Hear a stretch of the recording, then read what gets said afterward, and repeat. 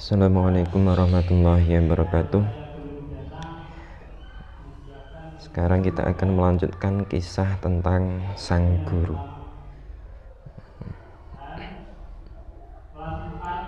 Terakhir kita masih ingat ceritanya itu sampai aku dan Mujahidi datang ke tempat Pak Lurah karena diminta Pak Lurah ke tempatnya.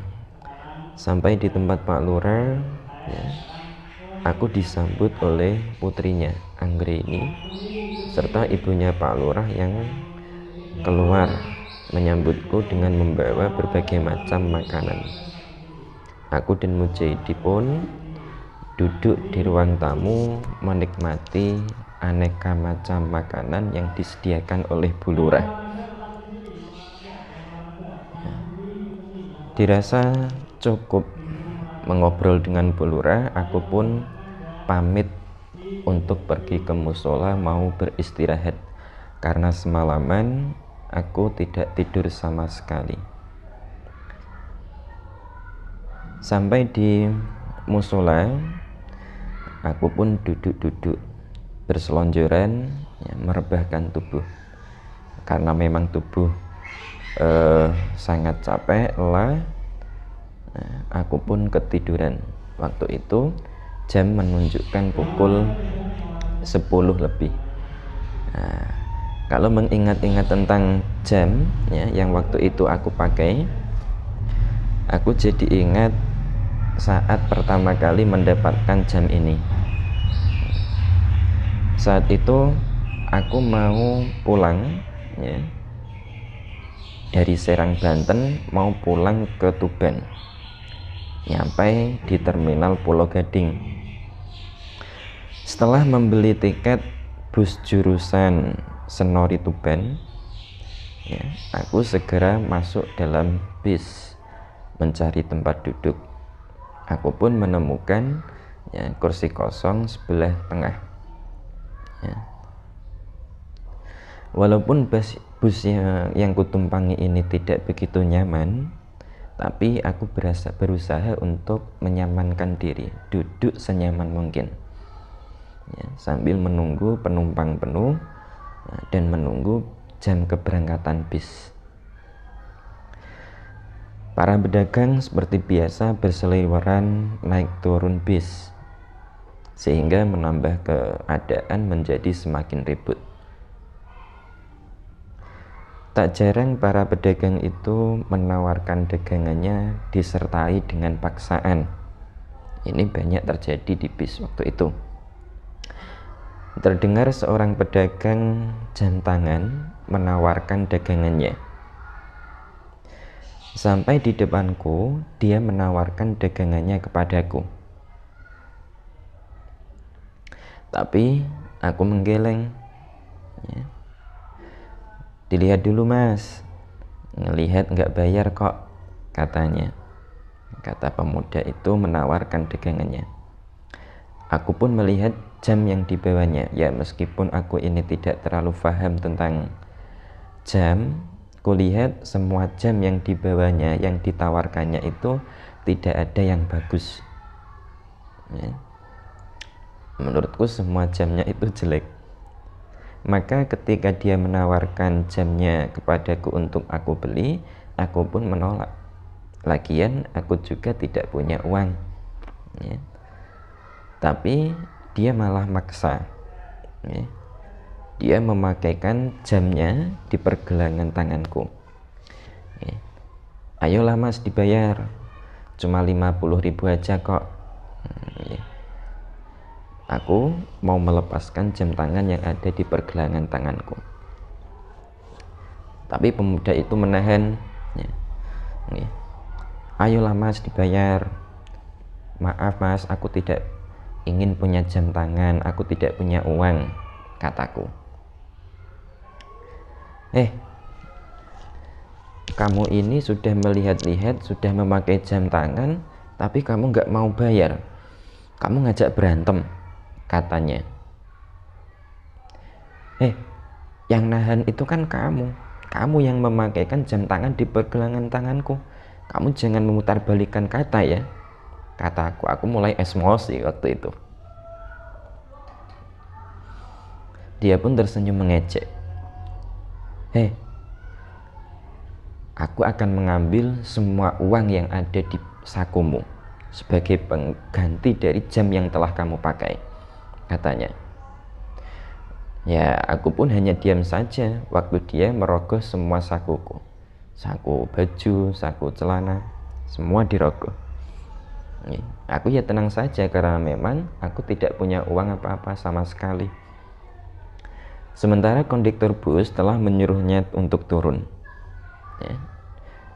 Dia tidak menemukan apa-apa kecuali hanya uang 5 ribuan. Ah, kere, katanya. Dia pun bergegas turun karena si kondektur bus telah membentaknya untuk segera turun. Dan sekarang jam yang sekarang aku pakai ini ya, masih ada sampai sekarang, dan aku pun berharap semoga si pemuda itu segera merubah gaya jualannya, berjualan yang wajar-wajar saja tanpa ada paksaan. Dan semoga pula setiap kali aku memakai jam tangan ini, si pemuda itu mendapatkan pahalanya. Baik, kembali ke musola. Dalam tidur ya, aku mendengarkan di bawah kakiku ada suara bisik-bisik banyak orang. Aku pun mulai membuka mata. Sedikit ku dongakkan kepalaku untuk memastikan benar apa tidak aku mendengarkan suara banyak orang. Dan benar, di bawah kakiku ada beberapa orang pemuda. Ya, aku pun bangun. Ya.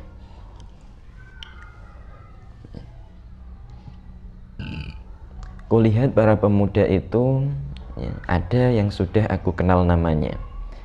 Ada yang namanya itu Jejen, Nono, Maman, ya, Imam, dan masih banyak lagi pemuda yang aku belum kenal namanya. Apa ini sudah waktunya sholat ya? Kataku. Barangkali ya, mereka ini datang ke musola untuk melaksanakan sholat jamaah. Belum, kata mereka serempak. Loh, lalu kenapa kalian duduk-duduk di sini? Tanyaku heran sambil membetulkan rambut panjangku yang mulai kendor ikatannya. Kulihat Mujahidi ada di sebelah kananku. Dia masih tiduran. Sekali waktu ku dengar suara giginya itu berkeriutan, kriat khas orang tidur.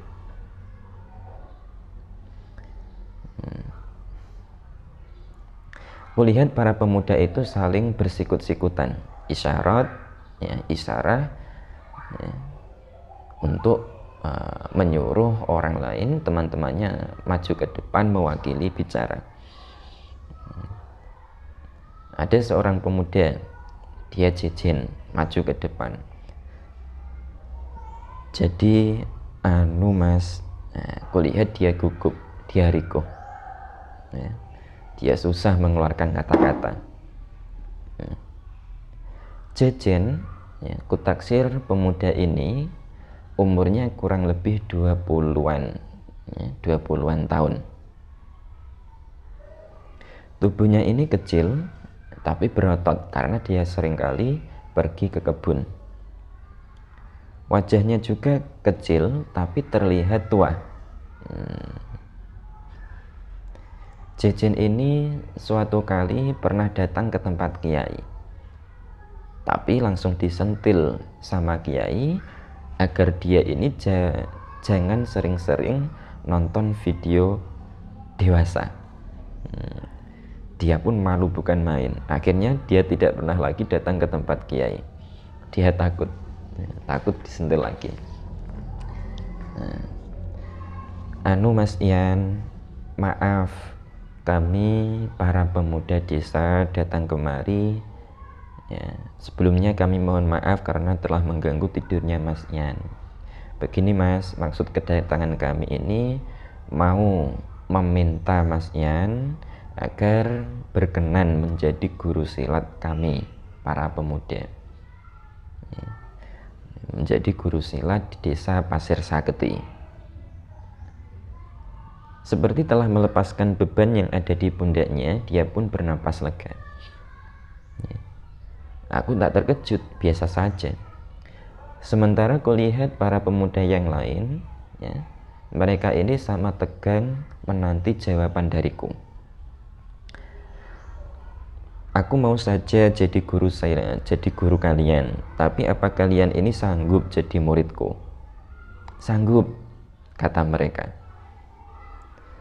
Kami sanggup disuruh untuk melakukan apa saja, Mas, kata si Jejen menambahi.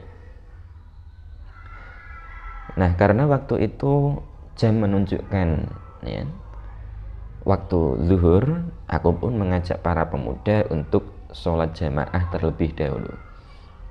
Selesai sholat, selesai zikir, ya, kami duduk-duduk di teras, para pemuda duduk melingkariku. Saudaraku semuanya, aku membuka percakapan.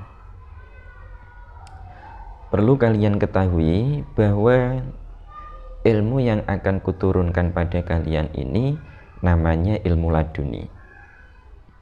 Ilmu yang dasar amalannya itu sebuah wirid, ya, dan diimbangi dengan berpuasa. Jadi ilmu ini, ya, bisa kalian miliki dengan puasa dan wirid. Artinya semakin banyak kalian puasa, semakin banyak pula ilmu yang akan kalian miliki, yang akan kalian peroleh. Aku jelaskan panjang lebar tentang ilmu yang akan aku sampaikan. Kuberikan mereka kesempatan untuk bertanya, dan setiap pertanyaan kuberikan jawaban hingga mereka merasa puas. Setelah memberikan wirid yang harus jadi amalan, aku segera pamit kepada para pemuda. Mujahidi juga sudah bangun dari tadi ikut sholat jamaah. Karena waktu itu Pak Lurah kebetulan juga sudah datang menjemputku. Katanya kami mau diajak makan. Sampai di tempat Pak Lurah, ya, kami disuguhi makanan. Mujahidi makannya lahap sekali. Bahkan dia ini makannya sampai 3 piring. Selesai makan, kami duduk-duduk di beranda rumah. Di sana sudah ditemani oleh Pak Lurah. Si Sanusi itu, kenapa sih dia bisa melakukan hal sekeji itu? Kata Pak Lurah mencomot pembahasan. Ya gitulah Pak, kalau nafsu sudah mengalahkan akal budi manusia, jadi lupa diri, apapun pasti akan dilakukan, kataku. Lalu Pak Lurah ini menceritakan bahwa Sanusi ini sebenarnya masih ada hubungan saudara dengan Pak Lurah meskipun jauh. Sanusi muda adalah seorang pemuda yang gemar berkelana. Dia ini suka mencari keilmuan, ilmu kanuragan. Dia suka mengembara mencari guru. Bertahun-tahun dia berkelana, akhirnya pulang. Ya. Dia menunjukkan ilmu kesaktiannya kepada para pemuda. Ilmu kebal, ilmu apapun, sehingga para pemuda ini kepincut. Mereka ingin belajar juga seperti ilmu yang dimiliki oleh si Sanusi. Singkat cerita, Sanusi membuka sebuah perguruan. Tapi karena setiap santri, setiap murid yang belajar di sana itu ditarik iuran yang amat tinggi, ya, pelan-pelan banyak murid yang mundur. Karena mereka ini tidak mampu untuk membayar. Akhirnya, ya, perguruan Sanusi ini tutup. Nah, ketika terjadi pemilihan lurah, Sanusi juga mencalonkan diri sebagai lurah. Musuhnya ya Pak Lurah yang sekarang ini. Ya. Tapi si Sanusi kalah, hingga yang jadi lurah ya Pak Lurah ini. Ya. Setelah itu tidak terjadi apa-apa hingga si Sanusi ini ya, diangkat menjadi carik. Ketika sudah menduduki jabatan carik, dia datang ke tempat Pak Lurah. Ternyata dia bilang kalau mau memperistri si Anggreni. Keinginan Sanusi ini ya, ditolak oleh Pak Lurah secara halus. Ya gimana nggak ditolak, orang Sanusi ini ya, orangnya sudah tua, sedangkan Anggreni masih muda. Pantasnya ya, Sanusi ini menjadi ayah dari Anggreni, bukan menjadi suami. Selain itu ya, hubungan keluarga antara Sanusi dan istri lamanya ini juga sering terjadi percekcokan ya, sering bertengkar. Setiap kali bertengkar pasti si Sanusi ini ya main tangan, hingga akhirnya Pak Lurah sama Carik Sanusi dan istrinya ini cerai ya. Itu juga yang jadi pertimbangan Pak Lurah, jangan sampai anaknya ini jadi korbannya Sanusi. Pak Lurah menghela napas berat. Tak menyangka Sanusi yang pendiam seperti itu ternyata bisa melakukan hal kayak gitu ya. Aku yang mendengar cerita Pak Lurah hanya manggut-manggut, lalu mau pamitan untuk pulang ke pondok. Tapi sama Pak Lurah dicegah, katanya mau diantar saja sama Pak Lurah memakai mobil kijang.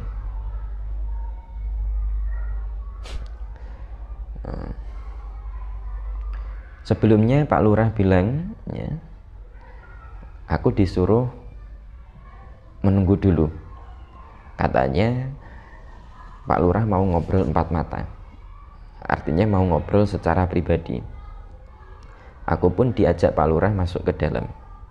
Aku tinggalkan Mujahidi di ruang depan. Aku masuk ke dalam rumah. Kami duduk di sofa, disusul oleh Bu Lurah. Hening beberapa saat hingga Bu Lurah ini ya, semacam memberi isyarat pada Pak Lurah untuk segera bicara. Anu Mas Ian, apa Mas Ian gak ada keinginan untuk jadi penduduk desa Pasir Saketi? Kata Pak Lurah. Maksudnya apa Pak? Tanyaku heran. Maksud kami ingin menjodohkan Mas Ian dengan Nak Anggreni. Walau aku telah menyangka sebelumnya ya, secuek-cueknya aku kaget juga ya. Ya menurut saya Anggreni itu gadis yang cantik. Siapapun pemuda yang melihatnya pasti tertarik, termasuk saya. Nah, kalau begitu nunggu apa lagi? Kata Pak Lurah semangat. Tapi Pak Lurah, saya ini belum siap untuk menikah. Saya masih ingin menuntut ilmu. Kataku perlahan, takut-takut menyinggung perasaannya. Pondok Pacung itu kan dekat dari sini. Nanti kalau mau ke pondok, Nak Ian kan bisa berangkat dari sini. Kalau nanti Nak Ian sudah jadi suaminya Anggreni, wong dekat aja kok, kata Pak Lurah. Bu Lurah pun menambahi, iya Nak, jadilah menantu kami. Kami sudah menyediakan semuanya. Rumah ada, tanah ada, kebun ada. Semua sudah kami sediakan. Nak Mas tinggal menjalani, kata Bu Lurah. Bu, Pak, sekali lagi saya mohon maaf banget. Saya belum siap untuk menikah. Ya, jika memang Anggreni adalah jodoh saya, pasti saya akan datang ke sini. Tapi kalau tidak ya mohon maaf, semoga Anggreni mendapatkan jodoh yang baik. Pelan-pelan aku ngomong, masih takut-takut, khawatir menyinggung. Setelah membujukku beberapa saat lamanya dan dianggap tidak mampu untuk membujukku, Pak Lurah dan Bu Lurah pun ya jadinya menyerah. Ya, Pak Lurah dan Bu Lurah pun akhirnya menyerah juga. Wajah mereka tertunduk mengguratkan kekecewaan. Sementara dari dalam kamar Anggreni, ku dengar suara tangisan gadis itu. Mungkin dia merasa ya, cintanya ini aku tolak. Ya, tapi memang itulah kehidupan. Ya. Kadang kita harus mengambil resiko, ya, keputusan di awal, terluka pun tidak terlalu dalam.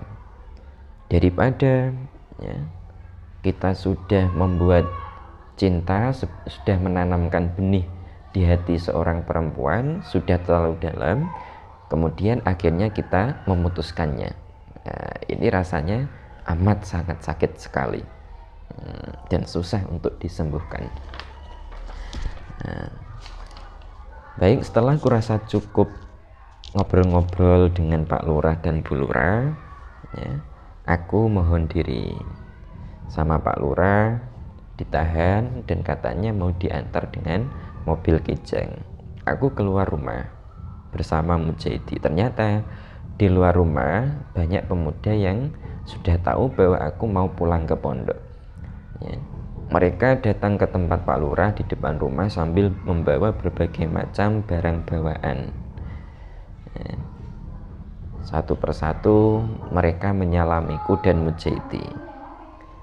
Ya. Barang-barang yang mereka bawa ya, segera dimasukkan ke dalam mobil sampai mobilnya ini terasa terisi penuh ya, sampai tidak muat. Aku masuk ke dalam mobil, kulihat wajah-wajah para pemuda ya, kulambaikan tangan kepada mereka, kulihat mata mereka berkaca-kaca. Penduduk yang baik, gumamku. Setengah jam kemudian aku dan Mujahidi serta Pak Lurah ya, sampai di Pondok Pacung. Di sana kulihat keadaan teramat sepi, tidak ada mobil parkir di parkiran seperti biasa. Santri-santri pun jarang tidak ada santri yang berlalu lalang. Aku turun dari mobil, kulihat dari kejauhan temanku si Khalil ini berlari-lari kecil datang menghampiriku.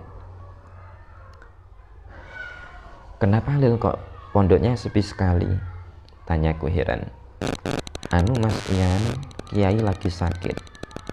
Loh, sakit apa?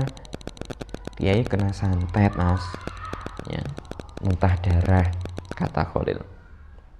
Ya, aku tak begitu kaget karena memang sudah biasa Kiai itu kena santet ya.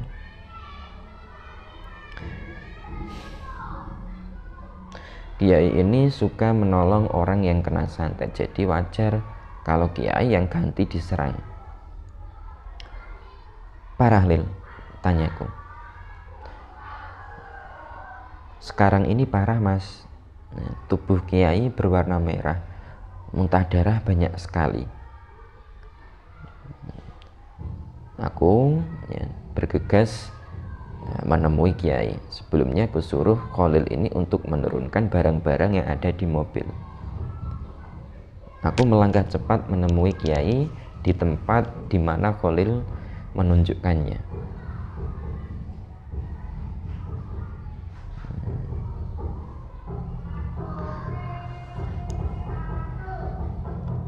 Kulihat ya, Kiai duduk bersila sambil memejamkan mata. Santri-santri duduk melingkar sambil terus memutar tasbih di tangan mereka. Aku pelan-pelan ya, dengan takzim duduk tidak jauh dari Kiai. Kiai yang masih memejamkan mata bilang, "Oh, kamu nak Mas Ian sudah datang." "Iya Kiai," kataku. "Sini duduk di sampingku," kata Kiai. Kiai masih tenang dan masih memejamkan mata.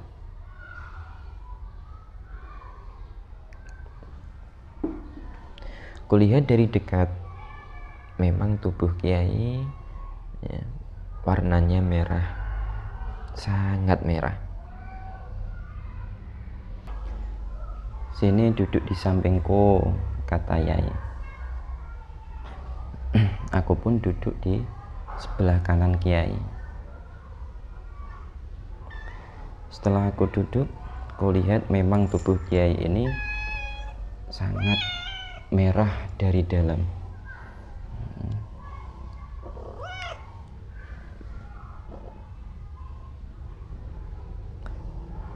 Setelah aku duduk di samping kanan Kiai, ya, tanganku dipegang oleh Kiai. Panas sekali. Kurasakan memang tubuh Kiai benar-benar panas. Lalu Kiai mengarahkan tangan kananku ke paha beliau. "Baca hauqalah 3 kali tanpa nafas," kata Kiai masih dengan mata terpejam. Suaranya datar, tenang. Aku pun membaca la haula wala quwata illa billahil aliyil azim 3 kali tanpa nafas. Terasa aliran hawa sakti berasal dari pusarku. Rasanya dingin. Kurasakan hawa sakti mengalir bergulung-gulung dari pusarku, dibarengi dengan sentakan-sentakan seperti setrum listrik ya, mengalir ke arah tanganku. Perlahan-lahan kurasakan aliran itu ya, masuk ke tubuh Kiai lewat tangan kananku, dan kurasakan perlahan tubuh Kiai pelan-pelan tidak panas lagi. Tiba-tiba Kiai terbatuk 2 kali lalu memuntahkan darah yang ada di bak mandi yang ada di depan Kiai. Nampak darah yang keluar dari Kiai ya, tumpah ke dalam bak, bergejolak sebentar lalu diam, dan kulihat ada sesuatu yang bergerak-gerak. Ternyata ada 3 kelabang besar sebesar ibu jari tangan, dan seekor kalajengking besar sebesar ibu jari kaki, warnanya hitam biru. Kiai segera memutar jarinya mengelilingi bak plastik di depannya. Maka aneh, kalajengking dan 3 kelabang itu tidak bisa keluar dari bak pagar gaib. Jadi Kiai membuat pagar gaib dengan jarinya. Kiai, kenapa serangan santetnya tidak ditolak saja?" kataku. "Mas, kalau tak merasakan bagaimana sakitnya kena santet, lalu gimana? Aku akan kasihan pada orang-orang yang terkena santet. Orang kalau tidak merasa lapar, tidak merasakan lapar, tak akan kasihan pada orang yang kelaparan. Bagaimana mungkin orang yang perutnya selalu kenyang bisa kasihan kepada orang-orang yang perutnya tidak pernah kenyang? Nanti disangka kata lapar itu tidak ada, karena telah buntu akal pikirannya dengan kekenyangan. Juga sama dengan santet. Selalu banyak orang yang mengatakan bahwa santet itu tidak ada, sihir itu tidak ada, karena mereka telah mampet pikiran mereka dengan pikiran-pikiran sok modern. Lalu siapa nanti orang yang akan menolong orang yang terkena sihir ya, yang bernama santet itu?" Kata Kiai panjang lebar sambil membersihkan darah yang ada di mulut dan di pakaian. Lalu beliau mencopot pakaian warna putihnya dan diberikan kepada seorang santri untuk dicuci. Bagaimana tugasnya selesai? Alhamdulillah Kiai, semua karena bantuan Kiai. Oh, rupanya ada Pak Lurah. Sampai tak memperhatikan, kata Kiai sambil melihat Pak Lurah. Pak Lurah yang sedari tadi hanya bengong menyaksikan kejadian yang ada di depannya, langsung kaget. Segera berjalan takdim menuju Kiai, bersalaman kepada beliau. Dalam hatiku aku tidak habisnya mengagumi guruku ini. Kiai yang masih begitu muda, tapi ilmunya tidak bisa diukur. Tak pernah sombong, tak pernah membedakan segala macam tetek bengek jabatan, mau menteri, mau presiden, jenderal. Jangan harap melihat Kiai menghormat mereka, apalagi sampai menjilat-jilat kaki mereka seperti para kiai zaman sekarang. Oke, cukup sekian dulu cerita tentang sang guru. Assalamualaikum warahmatullahi wabarakatuh.